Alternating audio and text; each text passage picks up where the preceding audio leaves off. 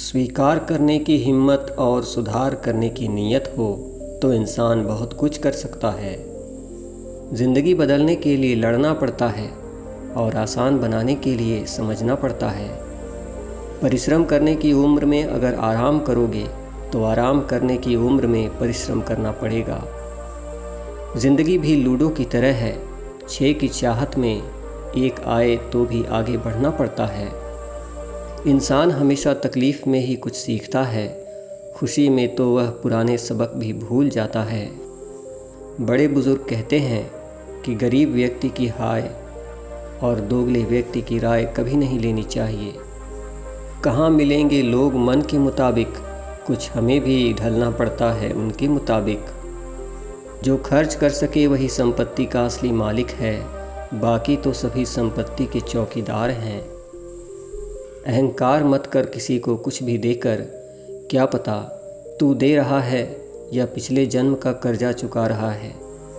सुखी जीवन के 8 मंत्र, बोलने से पहले सुनना सीखो, खर्च करने से पहले कमाना सीखो, लिखने से पहले समझना सीखो, रिश्ते बनाने से पहले निभाना सीखो, मरने से पहले खुलकर जीना सीखो, रोने से पहले किसी को हंसाना सीखो, पूजा करते हो तो विश्वास करना सीखो।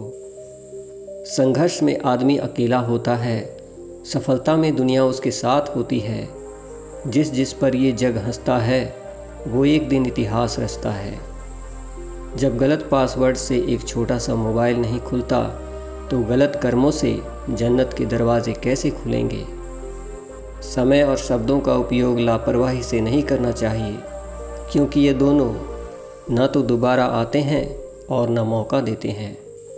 पैसा रखने के लिए बैंक मिलना आसान है और सोना रखने के लिए लॉकर भी मिलना आसान है, लेकिन दिल की बात रखने के लिए सही इंसान मिलना आजकल बहुत मुश्किल है। खुद की समझदारी भी अहमियत रखती है, वरना अर्जुन और दुर्योधन के गुरु तो एक ही थे। 1 और 1 मिलकर 2 हो जाए यह गणित है, 1 और 1 मिलकर 11 हो जाए यह संगठन है, 1 और 1 मिलकर 1 ही रहे तो यह प्यार है, 1 और 1 मिलकर 0 हो जाए तो यह आध्यात्म है, 1 को 1 से मिलने ही न दिया जाए यह कूटनीति है, 1 को 1 के विरुद्ध खड़ा कर दिया जाए तो यह राजनीति है। किसी व्यक्ति को ज़्यादा सुधारना चाहोगे तो वह आपका दुश्मन बन जाएगा। जब किसी को देने के लिए कुछ न हो तो उसे प्रेम और सम्मान दे, यही सबसे बड़ा धन है। शरीर का वजन बढ़े तो व्यायाम कीजिए, मन का बढ़े तो ध्यान कीजिए और धन का बढ़े तो दान कीजिए। किसी ने मुझसे पूछा, मज़े में हो?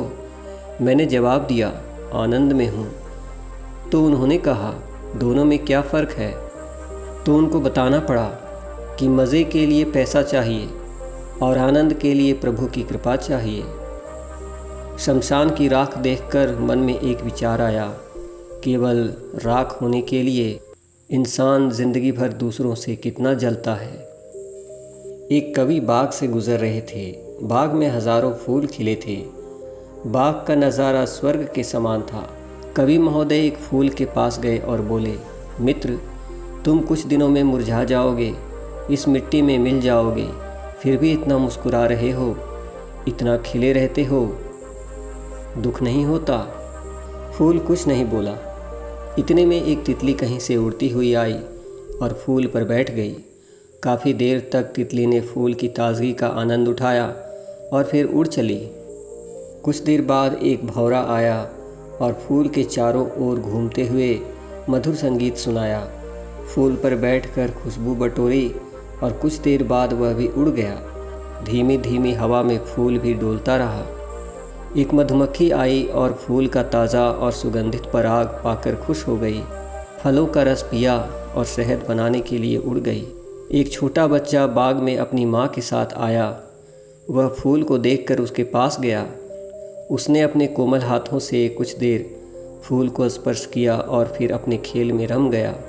अब फूल ने कवि से कहा, यह सही है कि मेरा जीवन छोटा है, लेकिन इस छोटे से जीवन में ही मैंने बहुत सारे चेहरों पर मुस्कान बिखेरी है। मुझे पता है कि कल मुझे इस मिट्टी में मिल जाना है, लेकिन इस मिट्टी ने ही मुझे ये ताज़गी और सुगंध दी है, तो इसमें मिलने में मुझे कोई शिकायत नहीं है। फूल ने आगे कहा, मैं मुस्कुराता हूँ क्योंकि मुस्कुराना जानता हूँ। मेरे बाद कल फिर इस मिट्टी में नया फूल खिलेगा और यह बाग महक उठेगा। न ही ये ताज़गी कम होगी और न ये मुस्कुराहट। यही तो जीवन है, जीवन ऐसे ही चलता रहता है।